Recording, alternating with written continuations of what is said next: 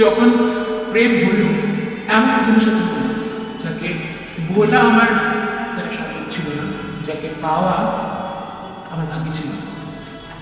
ভালোবাসার জ্ঞান আসছে, তো ভালোবাসার কথা অনেকে অনেক রকমভাবে বলবে নিশ্চয়ই, তবে এরকম কোনো মানুষ তোমার জীবনে ছিল যার সাথে হয়তো তুমি রিলেশনশিপে ছিলে না, কিন্তু যখন তার সাথে কথা বলা বন্ধ হয়ে যায় সেটা ব্রেকআপের থেকে কোনো অংশ কম ছিল না।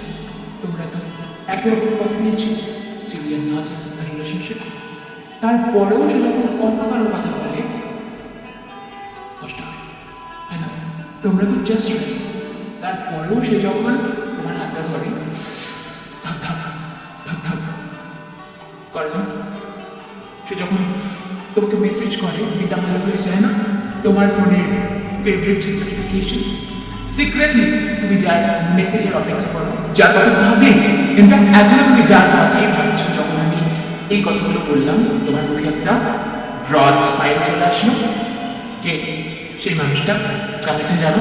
আর যদি তাকে ট্যাগ না করতে পারো, তার ব্যাপারে একটা ছোট্ট এইটুকু